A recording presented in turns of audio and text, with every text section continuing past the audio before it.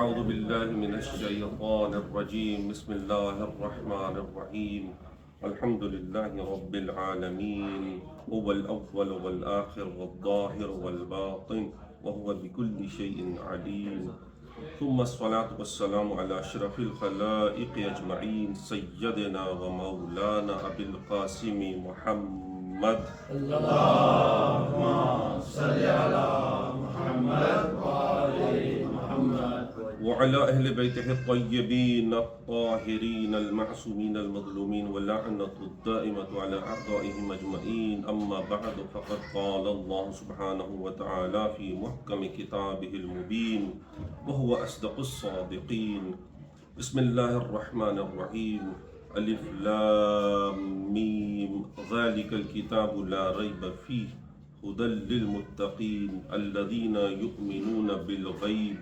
ويقيمون الصلاة ومما رزقناهم ينفقون صلوات پر محمد اللهم صل على محمد وآل محمد ایک مرتبہ پھر صلوات پڑھیے اللهم صل على محمد وآل محمد وجل خدا اس محفل کو بابرکت بنائے اور اس آپ کی حاجات کو قبول فرمائے اور جنہوں نے یہ اہتمام کیا ہے ان تمام کی حاجات کو قبول فرمائے سب کے لیے ایک مرتبہ مہدوی صلوات کی تلاوت فرمائے اللهم صل على محمد وآل محمد وجل فرجه سورۃ البقرہ مشہور و معروف آیت آپ سن چکے ہیں متقین کی نشانیوں میں سے ایک نشانی یہ بتائی کہ ہدی للمتقین اللہ متقین کو ہدایت دیتا ہے الذین یؤمنون بالغیب جو لوگ غیب پر ایمان لاتے ہیں علماء اسلام نے جو غیب کی تعریف کی وہ یہ کی کہ الغیب ما غاب عن الابصار یا الغیب ما غاب عن الحواس غیب وہ ہے جو آنکھوں سے نظر نہ آئے یا غیب وہ ہے جس کو حواس درک نہ کر سکے یعنی آنکھوں سے نظر نہ آئے ابصار یعنی آنکھوں سے نہ دیکھ سکے یا ہاتھ اس کو چھو نہ سکیں یا لمس نہ کر سکے یا سونگ نہ سکے حواس خمسہ جسے ہم کہتے ہیں یا آنکھوں سے دکھائی نہ دے تو یہ ہے غیب اور خداوند عالم غیب مطلق ہے اس کی ذات خود غیب ہے لیکن نشانی یہ بتائی گئی کہ وہ لوگ ہدایت یافتہ ہیں الذین یؤمنون بالغیب جو غیب پر ایمان لاتے ہیں اب غیب کیا ہے اب اسلام کے حوالے سے اگر قرآن کے حوالے سے گفتگو کی جائے تو غیب بہت کچھ ہے یعنی کہ خود خداوند عالم کی ذات غیب ہے ملائکہ غیب ہے جنت جہنم غیب ہے اور اس کے بعد صراط مستقیم جو نار ہے جہنم ہے وہ سب غیب ہے تو ان سب پر تو ایمان لے آئے ہمارے لیے انبیاء غیب ہے ہمارے لیے انبیاء کے اوصیاء غیب ہے ہمارے لیے کیونکہ ہم ان پر ایمان لائے ہم نے نہیں دیکھا حضرت موسیٰ کو ہم نے نہیں دیکھا حضرت عیسیٰ کو ہم نے کسی نبی کو نہیں دیکھا مگر غیب ہے ہمارے لیے تو لیکن جب باری آتی ہے حضرت حجت کی تو کہا جاتا ہے کہ آپ کے 11 ائمہ تو ہم نے دیکھے آپ کے 11 امام تو ہسٹری میں نظر آتے ہیں لیکن حضرت حجت کی جب باری آتی ہے جن کو آپ امام مہدی کہتے ہیں وہ غیب ہیں تو یہ فلسفہ سمجھ میں نہیں آتا صلوات پڑھے محمد والے اللهم صل على محمد وآل محمد وسلم اور یہ غیب اس کو سمجھنے کے لیے اگر ہم کہیں کہ آپ وجود باری پر ایمان رکھتے ہیں تو وہ کہیں گے جناب ضرور ہم اس پر ایمان رکھتے ہیں تو حضرت وجود باری تعالی وہ غیب ہے غیب مطلق ہے وہ ہستی وہ نظر نہیں اگرچہ کہ میں اس سے قطع نظر میں ان حدیثوں پر جاؤں اور وہ بتاؤں کہ ہمارے اسلام کے منابع میں ایسے بھی ہیں کہ جو کہتے ہیں کہ اس کا جسم ہے اس کی تجسیم کے قائل ہیں اس سے قطع نظر مگر ہم اس چیز کو، اس بحث کو نہیں چھیڑتے، مگر ہم کہتے ہیں کہ حضرت وجود باری تعالیٰ اس کا وجود ہے اگر آپ اس کے قائل ہیں، اگر نہیں ہے تو پھر بحث ہی نہیں ہے۔ جب اس کے وجود کے آپ قائل ہیں اور وہ مانتے ہیں کہ ایک خدا ہے، اس کی ذات ہے، تو آپ یہ بھی مانیں گے کہ عابد اور معبود کا رابطہ ہے۔ جب وہ معبود ہے تو کوئی عابد بھی ہوگا، جب وہ رازق ہے تو کوئی مرزوق بھی ہوگا، جب وہ خالق ہے تو کوئی مخلوق بھی ہوگی۔ جب یہ ہوگی تو ان پہ رابطہ بھی ہوگا۔ عابد اور معبود، رازق اور مرزوق، خالق اور مخلوق، ان سب میں رابطہ بھی ہوگا۔ اور وہ رابطہ کتنا ہوگا؟ جتنے انسان ہوں گے اسی کے اتنے درجے ہوں گے۔ یعنی کہ 6 ارب انسان ہیں تو 6 ارب درجے ہیں۔ نہیں معلوم کس انسان کا رابطہ کس درجے پر ہے۔ اس انسان کا، کوئی ولی اللہ ہے، اس کا رابطہ کتنا بڑا ہے، کوئی نبی ہے، اس کا رابطہ اور مضبوط ہے۔ تو اگر اس بات کو سارٹ آؤٹ کر لیں کہ رابطہ عابد اور معبود کے درمیان، یعنی بین الرب والعبد، وہ کس طرح کا رابطہ ہے، سب سے ایکسٹریم جو مقرب ترین بندہ ہوگا وہ حضور ختم مرتبت صلی اللہ علیہ وآلہ وسلم۔ اللہم صلی علی محمد وآل محمد۔ تو اگر ہم اس بات پر، اور اس بات پر 73 فرقے اس بات پر متفق ہیں کہ بعد از خدا بزرگ، تو یہ قصہ مختصر، یعنی کہ حضور کی ذات گرامی پر کوئی کلامی نہیں۔ سب سے بڑی ہستی خدا کے بعد وہی ہے، یعنی کہ ان کا درجہ وہ مقرب ترین ہستی ہے، یعنی جو رشتہ عابد اور معبود کے درمیان ہونا چاہیے، سب سے اسٹرانگ بانڈ انہی کا ہے، اس سے زیادہ کسی کا نہیں ہے۔ سبحان الذی اسری بعبدہ لیلا من المسجد الحرام الی المسجد الاقصی الذی، وہ سب آپ کے ذہن میں کہ جو معراج کی آیت ہے۔ اگر اس بات کو تسلیم کر لیں کہ حضور اکرم صلی اللہ علیہ وسلم کی ذات سب سے افضل ہے، تو ہمیں نہیں معلوم، میں نے نہیں دیکھی، آپ نے نہیں دیکھی، اور امت مسلمہ میں سے کوئی دعویٰ نہیں کر سکتا کہ حضور کو میں نے دیکھا ہے، حضور کو میں نے عبادت کے اس درجے پر جانا ہے۔ وہ کیسا رابطہ ہے؟ وہ رابطہ وہی ہے جو ہم تشہد میں پڑھتے ہیں، اشہد ان لا الہ الا اللہ واشہد ان محمدًا عبدہ ورسولہ۔ سارے مسلمانان عالم یہ پڑھتے ہیں کہ اللہ کی گواہی دیتے ہیں کہ اس کے سوا کوئی معبود نہیں مگر آپ جو ہیں اشہد ان محمدًا عبدہ ورسولہ، اذان میں دیتے ہیں، تشہد میں دیتے ہیں، کلمے میں دیتے ہیں گواہی حضور کی۔ کس چیز کی گواہی دیتے ہیں؟ کیا حضور کو ہم نے بالمشافہ دیکھا ہے؟ کیا حضور کو ہم نے اپنی آنکھوں سے دیکھا ہے؟ نہیں دیکھا۔ صلوات پڑھیں محمد والے محمد۔ اللہم صلی علی محمد وآل محمد وعجل فرجہ۔ کیا حضور کے اس مقام کا ادراک، اس مقام کو ہم نے کیسے درک کیا ہے؟ کیا ہم نے ان کو آنکھوں سے دیکھا، ہاتھ نے چھوا؟ نہیں، حواس سے درک ہی نہیں کیا، محسوس نہیں کیا، اس کو معقولات نے درک کیا، اس کو عقل نے درک کیا کہ یہ ان کی ذات گرامی اس بلندی، اس نہج پر ہے کہ خدا کے بعد، یعنی کہ وہ مخلوق افضل ترین مخلوق ہے کائنات میں، یعنی او ادنا کی منزل پر ہے۔ او ادنا کیا ہے؟ اس لیول پر اگر ہم نے ان کو دیکھا تو یہ بھی غیب ہے، یہ غیب ہے۔ تو امت مسلمہ اس غیب کو مانتی ہے، اس غیب پر یقین رکھتی ہے۔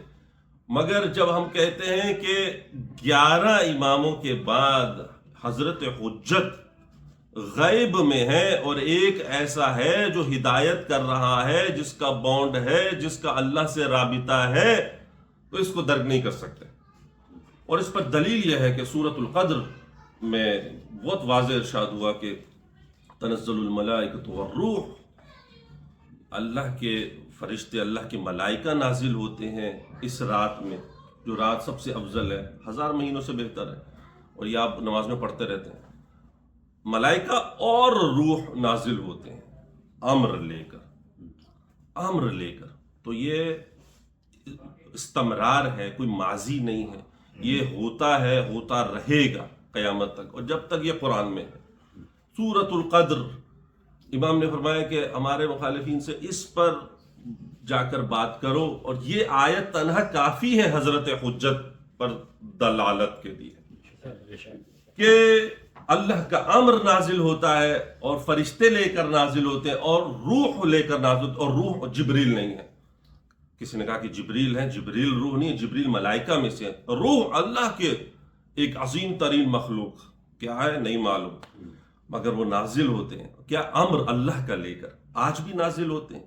اور یہ آج اگر شب قدر آ رہی ہے تو آج بھی نازل ہو رہے ہیں۔ تو کس پر نازل ہو رہے ہیں؟ پہاڑوں پر تو نہیں نازل ہو رہے، ریگستانوں پر تو نہیں نازل ہو رہے، شہروں پر تو نہیں نازل ہو رہے، کس پر نازل ہو رہے ہیں؟ کوئی اللہ کا ولی ہے، کوئی اللہ کا مقرب ترین بندہ ہے جو اس کا امر کو محمول کر رہا ہے، اس کو اٹھا رہا ہے۔ صلوات پڑھے محمد والے۔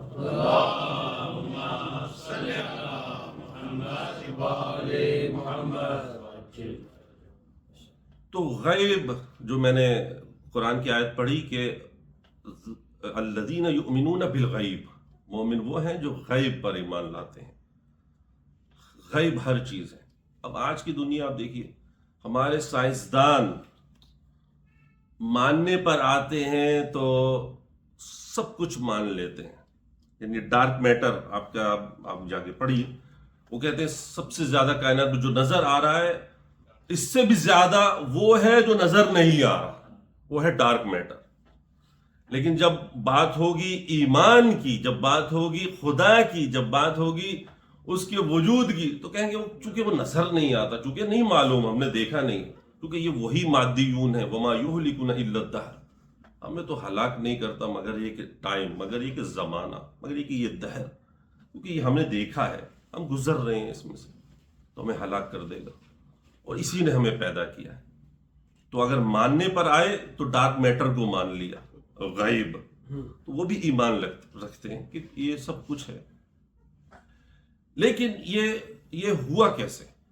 یہ سب اس کا فلسفہ، اب بہت سے لوگ، اب چونکہ بات جو ہے سیریس اتنی زیادہ نہ ہو جائے، چونکہ ولادت کی محفل کے حوالے سے اگرچہ کہ سیریس گفتگو ہے، اعتراض یہ کیا جاتا ہے کہ آپ اگر ہیں تو آتے کیوں نہیں، کب آئیں گے؟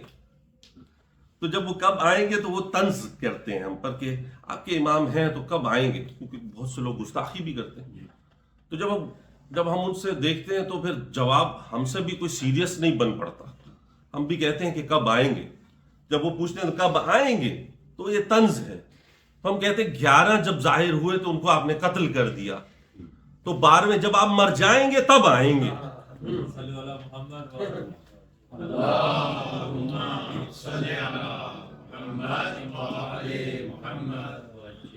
غیبت کا فلسفہ کوئی اچھوتا نہیں ہے، کوئی انوکھا نہیں ہے، قرآنی فلسفہ ہے۔ حضرت شیش کی غیبت، حضرت ادریس کی غیبت، حضرت ہود کی غیبت، حضرت نوح نے اپنی قوم کو بتایا کہ ایک نبی آئے گا، وہ آئے گا، اس کی اطاعت کرنا، اور اگر اس کی اطاعت نہیں کی، اگر اس کے سے مطیع نہ بنے تو پھر کیا ہوگا؟ اللہ کے عذاب کی وعید کی، ایک ہوا کا عذاب نازل ہو۔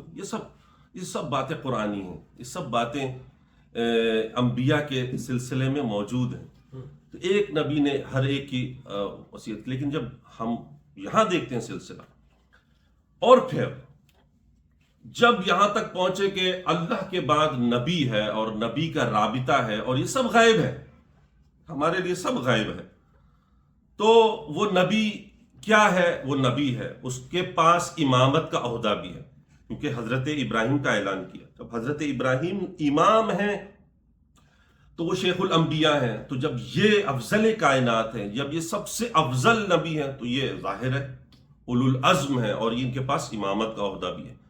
تو قرآن کی کسی آیت میں خاتم النبیین تو ملے گا کہ نبوت ختم ہو رہی ہے، اور حدیث میں بھی ہے کہ سنی شیعہ منابع میں کہ یا علی انت منی بمنزلت ہارون من موسیٰ الا انہ لا نبی بعدی، اے علی تجھے مجھ سے وہی نسبت ہے جو ہارون کو موسیٰ سے تھی، جو ہارون موسیٰ کے لیے تھا، تو میرے لیے وہی ہے، مگر میرے بعد کوئی نبی نہیں ہے۔ بتا دیا، مگر نبی نہیں ہے، مگر تو ویسا ہی ہے۔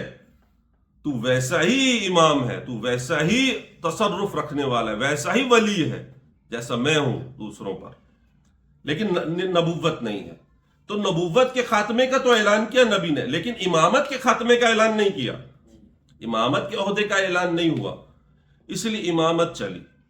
اب جب امامت چلی تو وہ اعلان غدیر میں ہی کیا تھا، اور وہ آپ سب جانتے ہیں جو متواتر ہے، متواتر ہسٹری کا ہر چیز کا انکار کر سکتے ہیں، کربلا کے واقعے میں جزیات کا انکار کر سکتے ہیں، مگر غدیر کے واقعے کا کوئی ناصبی بھی انکار نہیں کر سکتا، نہیں کر سکتا۔ تعویلات کر سکتے ہیں، مولا کا معنی یہ ہے، مولا کا معنی یہ ہے، مولا اس کو کہتے ہیں، مولا اس کو نہیں کہتے، یہ سب باتیں، لیکن یہ انکار نہیں کر سکتے کہ یہ واقعہ نہیں ہوا، یہ انکار نہیں کر سکتے، یہ متواتر ہے، متواتر، اور پتہ نہیں کتنے ترک سے آیا ہے، یعنی الغدیر کا اب وہ ظاہر پڑھنے کا وقت نہیں ہے، تو اس واقعے کا انکار نہیں ہو سکتا۔ تو جب نبی نے ہاتھ بلند کر کے بتا دیا اور سب سے پہلے اقرار لیا کہ اولا بالتصرف میں ہوں کہ نہیں ہوں، تمہارے نفسوں پر تم سے زیادہ حق رکھتا ہوں کہ نہیں رکھتا، تو سب نے کہا ہاں رکھتے ہیں،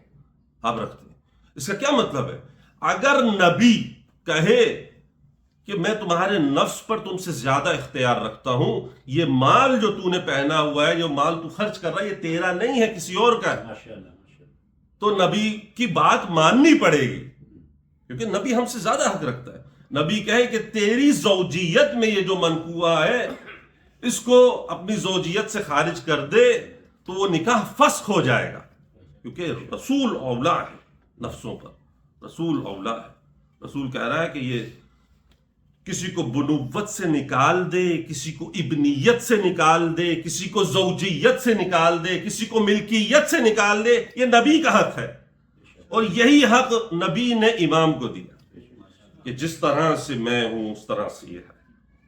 اسی لیے علی علیہ السلام وہ اپنے دور میں کر سکتے تھے کہ کسی کو حق استعمال کر کے کسی کو زوجیت سے نکال سکتے تھے، کسی کو بنوت سے نکال سکتے تھے، کسی کو ابنیت سے نکال سکتے تھے، مگر یہ نہیں کیا، کیونکہ جانتے تھے کہ بنو امیہ، بنی عباس ان کی تعصیبیں یہ غلط استعمال کریں گے، اسی لیے شاہان وقت بھول گئے اس قضیے کو کہ جو نبی ہوتا ہے، جو جانشین رسول ہوتا ہے، جو اس عہدے پر ہوتا ہے، جو الہی منصب پر ہوتا ہے، اس کے پاس یہ ہوتا ہے اختیار کہ وہ کسی کی زوجیت سے کسی کو نکال دے، کسی کی منقوہ کو نکاح فسخ کر دے، کسی کو بنوت سے نکال دے، کسی کی ملکیت دے دے، تو وہ ان کو بھول گیا سب، لیکن یہ امام کے پاس یہ اختیار رہا، اور یہ آج بھی ہے، آج بھی ہے۔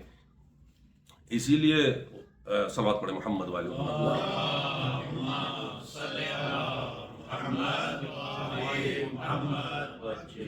اسی لیے جو وہ غدیر کا وہ جو ہاتھ بھولے، وہ جو ظاہر اس میں ایک حدیث جو ملتی ہے کہ من مات ولم یعرف امام زمانہ مات میتۃ جاہلیہ، یہ آپ سنتے رہتے ہیں کہ جو اپنے زمانے کے امام کو نہ پہچانے اور مر جائے وہ جاہلیت کی موت پر۔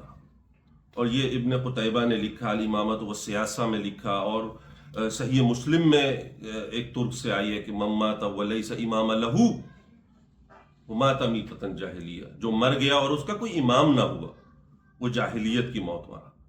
اور ایک ترک سے عبداللہ ابن عمر نے کہا کہ من مات ولیس عنقہ بیعۃ، جو مر گیا اور جس کے گلے میں بیعت کا طوق نہ ہوا، یعنی کسی امام کی بیعت نہ کی، کسی خلیفہ کی بیعت نہ کی، ماتا میتۃ جاہلیہ، وہ جاہلیت کی موت مرا۔ تو اتنا احساس تو ہے، تمام سب لوگ مانتے ہیں اس کو کہ یہ حدیث صحیح ہے کہ ہر زمانے کا امام ہونا چاہیے۔ عبداللہ ابن عمر اتنا اس کے اوپر کانسنٹریٹ کیے ہوئے ہیں اس حدیث کے اوپر کہ جب وہ عبد الملک ابن مروان بیٹھتا ہے تخت کے اوپر اور وہ آتا ہے رات کی تاریکی میں، عبداللہ ابن عمر تو آ کر کہتا ہے گورنر کو کہ بیعت کے لیے آیا ہوں، اور اس کے بعد حجاج ابن یوسف مصروف ہوتا ہے کچھ اور اپنے بستر میں، تو کہتا ہے میں پریشان ہوں کہ ایسی رات نہ گزر جائے کہ میں بغیر امام کے رات گزار لوں اور کل کو موت آ جائے. یعنی عبداللہ ابن عمر بغیر امام کے رات گزار لوں اور میں کل کو موت آ جائے تو جاہلیت کی موت مرا. اور جب جاہلیت کی موت مرا تو ظاہر ہے کیا ہے, کفر کی موت مرا. تو ایسا نہ ہو, اسی لیے بیعت کے لیے حاضر ہو گیا ہوں نصف شب میں. تو اس نے کہا مصروف ہوں, پاؤں نکالا اور پاؤں پر ہی ہاتھ لگا دیا. اس نے پاؤں پر بیعت ہوئی. تو حجاج ابن یوسف تو جس کو مولا یعنی کہ حضور صلی اللہ علیہ وسلم نے جس کو مولا منوایا, دن کے روشنی میں جس کو حضور کا ہاتھ نظر نہ آئے, وہ اسی طرح کسی زناکار کے پاؤں پر بیعت کرے گا. یہ تاریخ ہے, یہ تاریخ ہے. وہ اسی طرح بیعت کرے گا.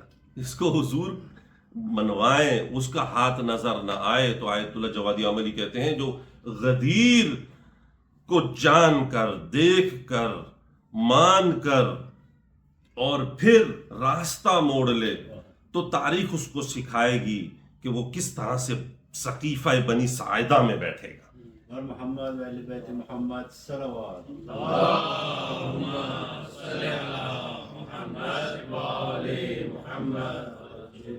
ایک بڑا ہی ایک تاریخی جو ہے ایک بھیانک خواب کی طرح ہے کہ عبداللہ ابن عمر بڑا فقہاء میں بڑا مرتبہ ہے اہل سنت کے, حضرت عبداللہ ابن عمر رضی اللہ تعالی عنہ ہیں, اور اس طرح سے ان کا یہ مقام ہے.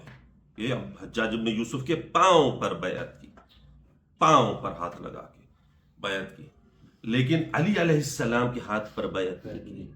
علی علیہ السلام کے ہاتھ پر بیعت نہیں کی جب آئے خلیفہ بنے یہ عبداللہ ابن عمر.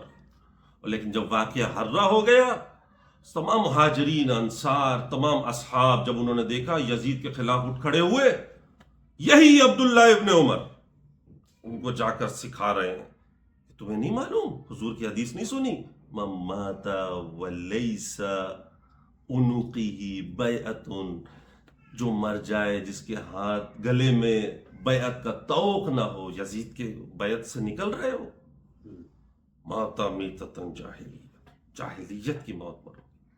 یہی عبداللہ ابن عمر. یہ تاریخ ہے, یہ تاریخ ہے. لیکن ہمارے ہاں اہل سنت اس کو مانتے ہیں, مگر چونکہ اندھیرے میں رکھا ہے, چونکہ اگر اس کو مان لیا تو پھر آگے تسلیم کرنا پڑے گا. پھر وہ جاننا پڑے گا کہ جب سیدہ زہرا گئیں دربار میں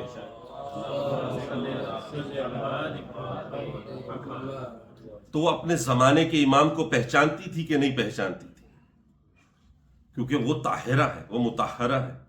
سب مانتے انہا مطہرۃ, اس میں مطہرہ ہے. ان کی گواہی قرآن نے دی, ان کی عصمت کی گواہی قرآن نے دی, اس کو سب مانتے ہیں.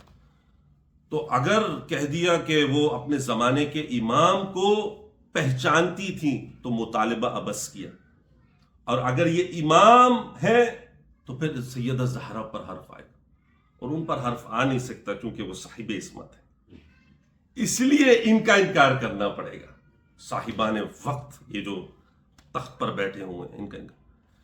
اس لیے ان سب سے بہتر یہ ہے کہ اس حدیث کو چھپا دیا جائے, اس حدیث سے صرف نظر کیا جائے.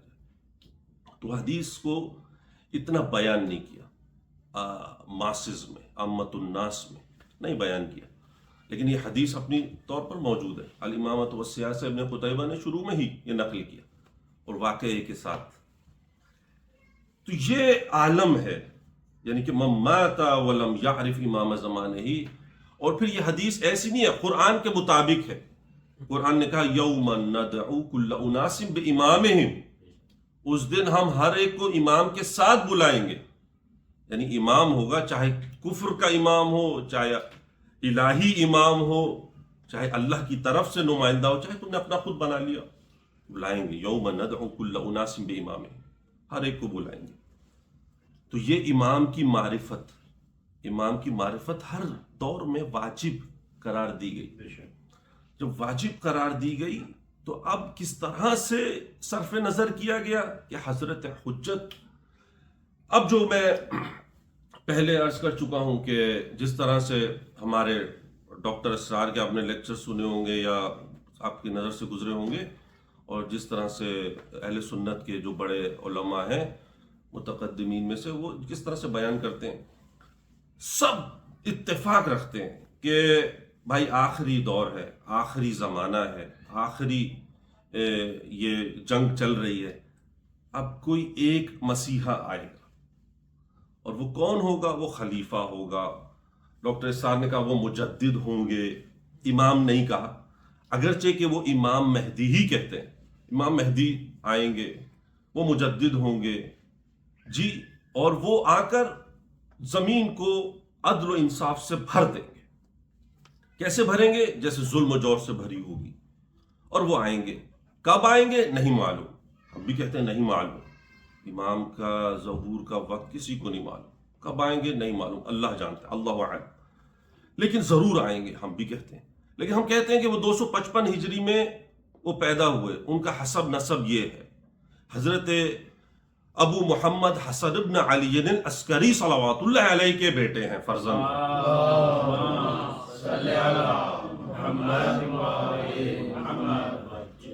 اور ان کی پیدائش حرمن راہ میں ہوئی، اور وہ آئیں گے 260 ہجری میں، وہاں سے غیبت کا آغاز ہوا۔ یہ ایک دیگر موضوع ہے کہ 4 ان کے نواب ہوئے، اس کے بعد انہوں نے آخری نائب کو خط لکھا کہ اب علی بن محمد ثمری تم آخری نائب ہو۔ 3 سال تک وہ نائب رہے، اور 329 ہجری میں جب انہوں نے آخری توقیع کا خط لکھا، بسم اللہ الرحمن الرحیم، علی بن محمد ثمری تمہارے بھائیوں کو میں تعزیت عرض کرتا ہوں، 6 دن کے اندر تمہاری وفات ہو جائے گی، اپنے کام سمیٹ لو، اور 6 دن کے اندر تم مر جاؤ گے اور تم اس دنیا سے چلے جاؤ گے، میں تعزیت عرض کرتا ہوں، اعظم اللہ اجر اخیک فیک۔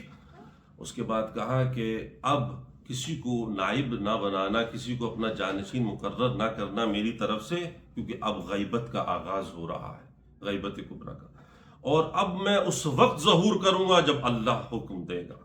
اب میں بھی نہیں، امام بھی نہیں جانتے کہ کب ظہور فرمائیں گے، جب اللہ کا اذن ہوگا۔ امام نے کہا جب اللہ اذن دے گا تب میں ظہور کروں گا، اور یہ اس سے پہلے نہیں ہوا کہ جب لوگوں کے دل سخت ہو جائیں گے اور لوگ سفیانی خروج ہوگا، یا اس وقت موت واقع ہوگی اور یہ آخری زمانہ ہوگا، اس سے پہلے ظہور نہیں ہوگا، اللہ اذن دے گا۔ تو اب غیبت کبریٰ کا آغاز ہے، تو امام نے کہا۔ لیکن امام علیہ السلام جو بتانا چاہتے ہیں، جو جس چیز کی طرف میں اشارہ کر رہا ہوں، کہ ہمارے اہل سنت برادران یا جو لوگ اس اور فرقوں کے ہیں، وہ سب کہتے ہیں کہ امام آئیں گے، کوئی آئے گا، ایک مسیحا ہوگا، آئے گا، لیکن وہ یہ کہتے ہیں کہ وہ پیدا ہوں گے۔ تو میرا سوال یہ ہے کہ آپ کو کیسے معلوم؟ آپ کہتے ہیں کہ نہیں معلوم، کل ظہور ہو جائے، نہیں معلوم پرسوں آ جائے، اللہ کی طرف سے ہم بھی کہتے ہیں کہ نہیں معلوم، لیکن آپ کو کیسے معلوم؟ اتنے گارنٹیڈ آپ کیسے ہو گئے کہ آپ کہتے ہیں اب پیدا نہیں ہوئے؟ ابھی ہو سکتا ہے کل ظہور ہو تو اب پیدا ہو چکے ہوں گے، تو آپ کیسے کہہ سکتے ہیں کہ پیدا نہیں ہوئے؟ کوئی دلیل نہیں ہے، کوئی دلیل نہیں ہے، لیکن ہم کہتے ہیں کہ پیدا ہو چکے۔ اب سوال یہ ہے کہ اتنی لمبی عمر امام کی کیسے ہو سکتی ہے؟ بھائی اتنی لمبی عمر کیسے ہو سکتی ہے؟ حضرت خضر زندہ ہیں، ادریس زندہ ہیں، حضرت عیسیٰ زندہ ہیں، 2000 سال 5000 سال کی عمر، اس پہ اعتراض نہیں ہے، 1200 سال 1250 سال کی عمر والے پہ اعتراض ہے۔ کیسے؟ یہ عقل نہیں ہو سکتی۔ اب آئیں گے۔ اب میں کہتا ہوں کہ بھائی جب آپ کا یہ عقیدہ ہے، آپ جب کہہ رہے ہیں کہ وہ آئیں گے، تو آپ خود سے ڈیسائیڈ کر لیجئے، کسی کو بنا لیجئے امام، وہ امام مہدی ہوں گے۔ کہتے نہیں، ہم نہیں بنا سکتے، وہ آئیں، اللہ کی طرف سے ہوگا۔ چونکہ اگر وہ یہ کہہ دیں تو پوری بنیادی باطل ہو جاتی ہے، پوری بنیادی، کیونکہ اگر ہم کہتے ہیں کہ وہ اللہ کی طرف سے ہے، تو اس میں یہ ہے کہ ہم کہتے ہیں کہ وہ، ہم اس کا حسب نسب جانتے ہیں، امام علی نقی کے پوتے ہیں، امام حسن عسکری کے بیٹے ہیں، اور چلتے چلتے امام حسن حسین سے امام علی کے فرزند ہیں، اور امام علی کے فرزند ہیں تو وہاں تک سلسلہ جاتا ہے۔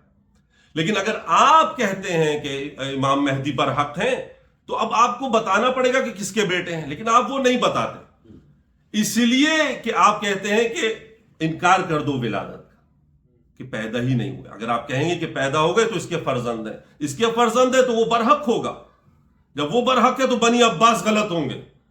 جب بنی عباس غلط ہیں، بادشاہان وقت غلط ہیں، تو پہنچتے پہنچتے سلسلہ علی تک چلا جائے گا اور آپ کو حق ماننا پڑے گا. اس لیے انکار کر دو. صلوات پڑھے محمد والے محمد.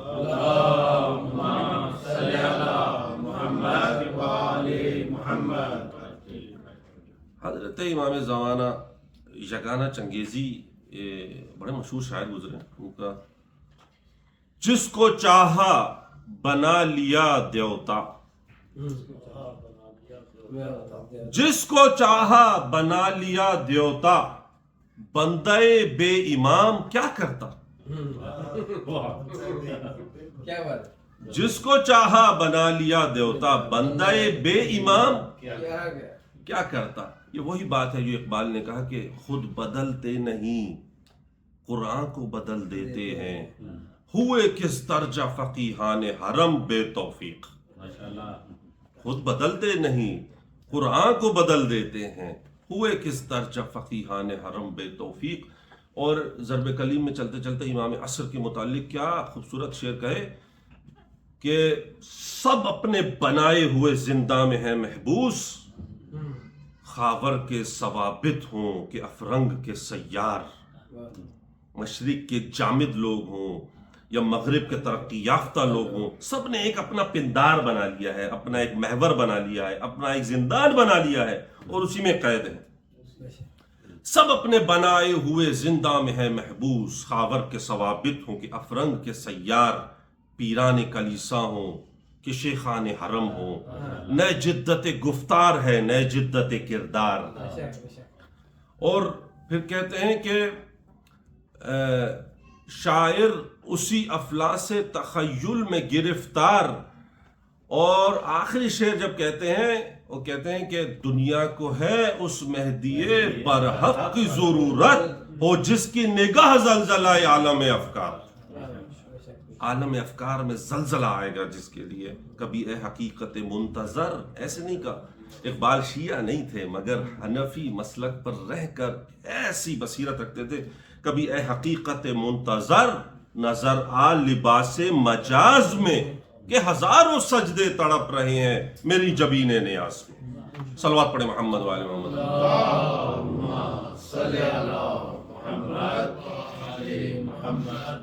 یہ تو امام زمان ہے. ہم کیا کر سکتے ہیں؟ ہمیں کیا کرنا چاہیے اور ہم کیا کر رہے ہیں؟ 3 سوال ہیں. جیسے امام علی نے کہا تھا کہ اللہ اس پر رحم کرے جو یہ جانتا ہے کہ وہ کہاں ہے، کہاں سے آیا ہے، کہاں جا رہا ہے. من این وفی این و الی این، کہاں سے آیا، کہاں ہے اور کہاں جا رہا ہے. ہمیں یہ تو معلوم ہے ہم کون ہیں، ہم یہ تو معلوم ہے ہمارے امام کون ہیں، ہمیں یہ تو معلوم ہے کہ ہمارے امام آئیں گے، مگر ہمیں یہ نہیں معلوم کہ ہم جا کہاں رہے ہیں. ہمیں یہ نہیں معلوم کہ ہمیں کرنا کیا ہے. کیونکہ اگر شیعوں کو، بڑی بدقسمتی کی بات ہے، وہ قوم جو بغیر مسلک جانے سمجھے، سنی ہو، شیعہ ہو، زیدیہ ہو، کسانیہ ہو، کوئی بھی ہو، وہ کرکٹ کے میچ پہ تو سب ایک ہو جاتے ہیں، لیکن حضرت حجت کی امامت کو جانتے ہوئے ایک نہیں ہوتی قوم. نہیں، کتنی افسوس کی بات ہے، افسوس کی بات ہے. حضرت امام زمان کے نشانیوں میں سے، علامات میں سے بہت سی ہیں، آپ نے سب نے بہت سن رکھی ہوں گی. اور اس میں مشہور و معروف کتاب تدوین کی تھی علامہ طالب جوہری نے، علامات ظہور مہدی. وہ آپ کے نظر سے گزری ہوگی، ورنہ اگر وہ نہیں تو جمال منتظر ایک آیت اللہ صافی گل پیگانی کی کتاب ہے، بہت ہی جامع اور بہترین کتاب. اور بہت سی کتابیں ہمارے مراجع نے، ہمارے علماء نے لکھی ہیں. تو بہت سی علامات ہیں. علامات میں سے مطلب عرض کرنے لگوں تو بہت وقت گزر جائے گا، کہ جس میں چند یہ ہیں کہ امت محمدیہ نمازوں کو ضائع کر دے گی، مسجد میں ڈیکوریشن ہوگی، قہوات اور مشروبات کا استعمال زیادہ ہوگا، عورتیں مرد کا لباس، مرد عورتوں کا لباس پہنیں گی، اور اس کے بعد اموات زیادہ ہو جائیں گی، فقہا میں موت واقع ہونا شروع ہو جائیں گی، اس کے بعد اچانک اموات ہونا شروع ہو جائیں گی. یعنی ایک آپ جسے آپ شام کو ملیں، کل صبح اٹھیں گے تو پتہ لگے گا دفن بھی ہو چکا ہے. اور پھر وقت بہت تیزی سے گزرے گا کہ دن مہینہ جو ہے، سال جو ہے مہینے کے برابر، مہینہ ہفتے کے برابر، ہفتہ دن کے برابر ہوگا، اور دن ایک ساعت کے برابر یوں گزرے گا. وقت گزرے گا تیزی سے، اور ایک انسان کہیں بیٹھا ہوگا مشرق میں اور مغرب والے سے بات کرے گا. یعنی یہ سب علامات آپ سب جان چکے ہیں. اور ایک انسان نماز پڑھے گا، امام فرماتے ہیں نماز پڑھے گا اور رکوع کر رہا ہوگا، مگر دل میں خیال ہوگا کہ انتقام کیسے لینا ہے کسی دوسرے سے، انتقام کیسے لینا. یہ علامات ہیں. لیکن امام نے فرمایا کہ شیعتنا یتبعون آثارنا، ہمارے شیعہ وہ ہیں جو ہمارے آثار کی، ہمارے اوامر و نواہی کی اتباع کرتے ہیں. ہمارے آثار کی، جو ہم نے آثار چھوڑے ہیں، جو ہم کہتے ہیں، جو کرتے ہیں، اس کو فالو کرتے ہیں. ہمارے اوامر و نواہی کی اتباع کرتے ہیں، وہ ہمارا شیعہ. شیعتنا یتبعون، وہ اتباع کرتے ہیں ہمارے اس کی. اس لیے امام زمان کا موضوع بہت ہی ایک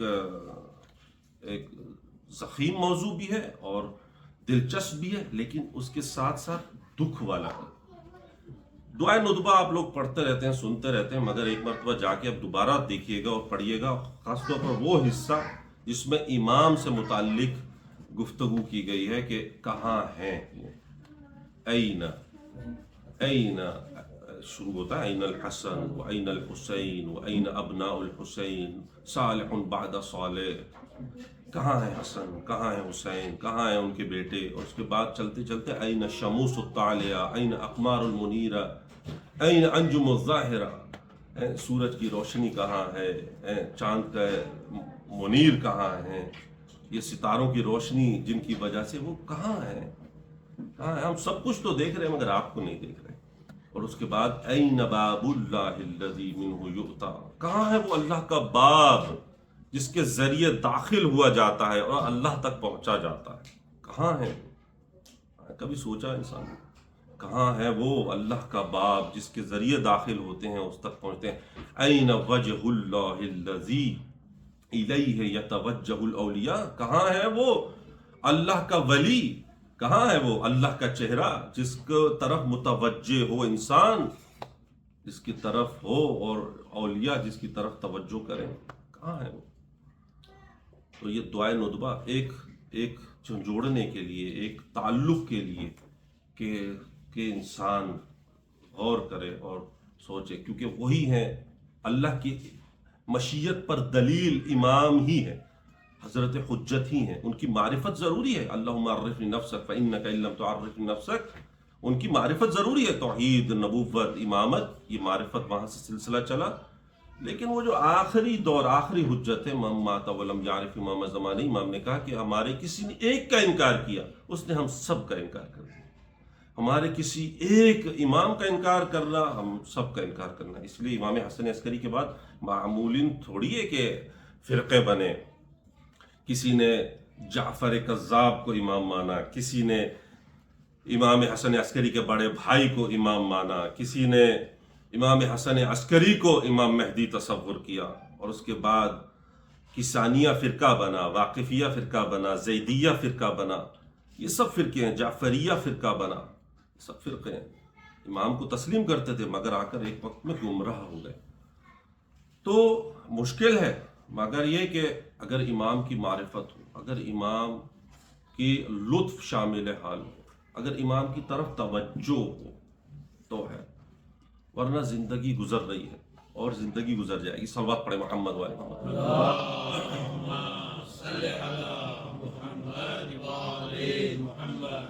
بسم اللہ الرحمن الرحیم. اللہم کل ولیک الحجۃ ابن الحسن صلواتک علیہ وعلی آبائہ فی هذه الساعة وفي كل ساعة وليا وحافظا وقائدا وناصرا ودليلا وعينا حتى تسكنه أرضك طوعا وتمتعه فيها طويلا برحمتك يا أرحم الراحمين.